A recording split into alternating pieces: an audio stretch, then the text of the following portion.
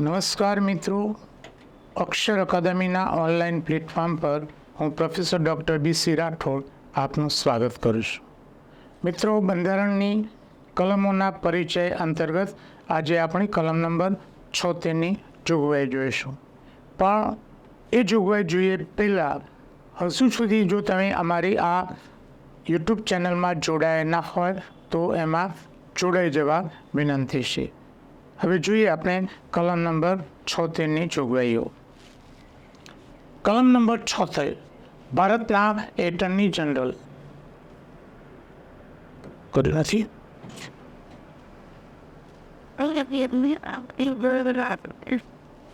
હા, ભારતના attorney general. મિત્રો, પરીક્ષા માટે આ મોસ્ટ આઈએમપી અનુચ્છેદ છે. ખૂબ જ અગત્યની કલમ છે અને આમાંથી કોઈને કોઈ પ્રકારના પ્રશ્નો પરીક્ષામાં પૂછાતા હોય છે. જોઈએ વિગતો. હા, સૌથી પહેલાં તો એક કલમ પણ પૂછાય છે કે ભારતના એટર્ની જનરલની જોગવાઈ કઈ કલમમાં કરવામાં આવી છે. તો કલમ નંબર 76. પહેલો મુદ્દો, સુપ્રીમ કોર્ટના ન્યાયાધીશ તરીકે નિમાવવાની લાયકાત ધરાવતી વ્યક્તિને રાષ્ટ્રપતિ ભારતના એટર્ની જનરલ તરીકે નિમણૂક કરે છે. તો આમાં બે મુદ્દા છે. એટર્ની જનરલની નિમણૂક કોણ કરે છે? રાષ્ટ્રપતિ કરે છે. બીજો પ્રશ્ન કયો છે? એની લાયકાત. કઈ લાયકાત છે?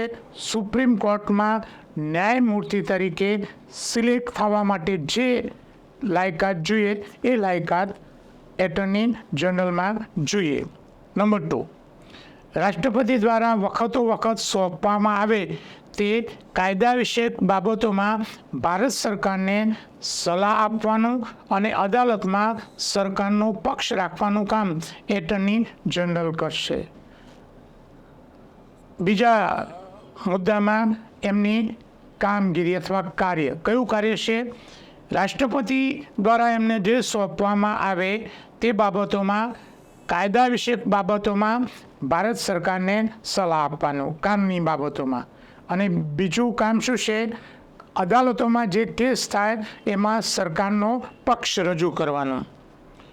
પોતાની ફરજો બજાવવા માટે એટર્ની જનરલને ભારતના રાજ્ય ક્ષેત્રમાં તમામ ન્યાયાલયોમાં સુનાવણીનો અધિકાર છે. આ ત્રીજી બાબત છે કે ભારતના એટર્ની જનરલ જે દેશની બધી જ અદાલતોમાં એ સુનાવણી કરવાનો અધિકાર ધરાવે છે. એ ત્યાં જઈને પોતાનો પક્ષ એ રજૂ કરી શકે.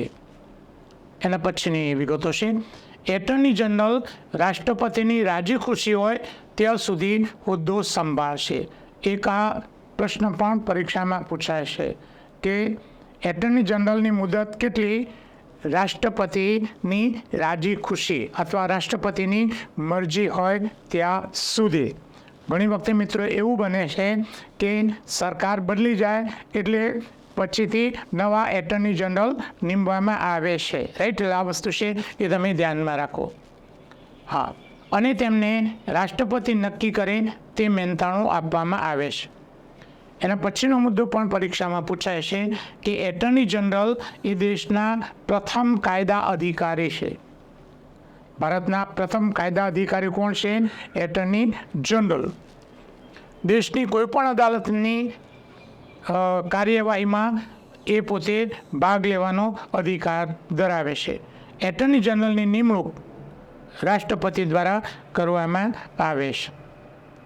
હા, અનુચ્છેદ 88 મુજબ સંસદના કોઈપણ ગૃહની કાર્યવાહીમાં આ મુદ્દો પણ પરીક્ષા માટે અગત્યનો છે કે સંસદના કોઈપણ ગૃહની કાર્યવાહીમાં ભાગ લેવાનો, બોલવાનો એ અધિકાર ધરાવે છે પણ મતદાનનો અધિકાર નથી.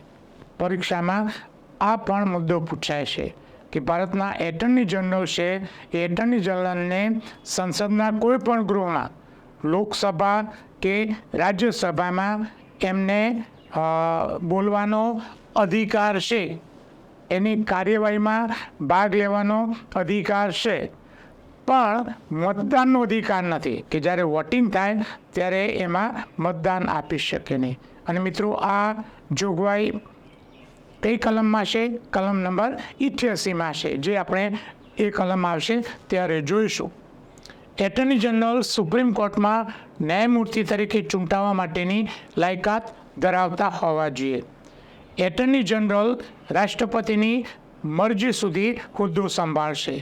એટર્ની જનરલ રાષ્ટ્રપતિને રાજીનામું આપીને હોદ્દા પરથી મુક્ત થઈ શકે છે. એક આ બીજી વિગત છે કે એટર્ની જનરલ કોને રાજીનામું સોંપે છે? તો એ રાષ્ટ્રપતિને, કારણ કે નિમણૂક રાષ્ટ્રપતિ કરે છે.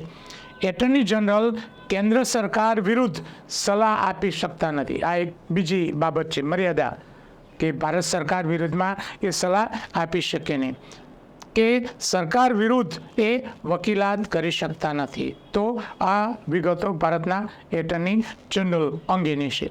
બંધારણ અંગેના મારા 2 ખૂબ ઉપયોગી પુસ્તકો છે, ભારતનું બંધારણ અને રાજ્ય વ્યવસ્થા, જે વન લાઇનર અને MCQ સ્વરૂપે છે. ડિટેલમાં અભ્યાસ કરવા માટે ભારતનું બંધારણ અને રાજ્ય વ્યવસ્થા નામનું અમારું પુસ્તક છે. આ ઉપરાંત તમારી 2 ટેલિગ્રામ ચેનલ છે, BC રાઠોડ કરંટ અફેર્સ, જે સ્પર્ધાત્મક પરીક્ષાની તૈયારી કરતા વિદ્યાર્થીઓ માટે કરંટ અફેર્સ માટે ખૂબ જ અગત્યની ટેલિગ્રામ ચેનલ છે, જેમાં રોજેરોજનું કરંટ અફેર્સ ઉપરાંત 10 થી 15 જેટલી પોસ્ટ, માસિક કરંટ અફેર્સ તેમજ 2-3 જેટલા ફ્રી વિડીયો મૂકવામાં આવે છે. ઘણીવાર એમાં ક્વિઝ પણ મૂકવામાં આવે છે. બીજી અમારી ટેલિગ્રામ ચેનલ છે ગૌરવંતી ગુજરાતી, જેમાં ગુજરાતી સાહિત્ય, ભાષા અને વ્યાકરણને લગતી પોસ્ટ મૂકવામાં આવે છે. હજુ સુધી જો તમે અમારી આ બંને ટેલિગ્રામ ચેનલમાં જોડાયા ન હોય તો એમાં જોડાઈ જવા વિનંતી છે. વધુમાં આજનો આ વિડીયો આપને પસંદ આવ્યો હોય તો લાઈક કરીને શેર કરવાનું ભૂલતા નહીં. અને હજુ સુધી જો તમે અમારી આ યુટ્યુબ ચેનલમાં જોડાયા નથી તો તેને સબસ્ક્રાઈબ કરવા વિનંતી છે.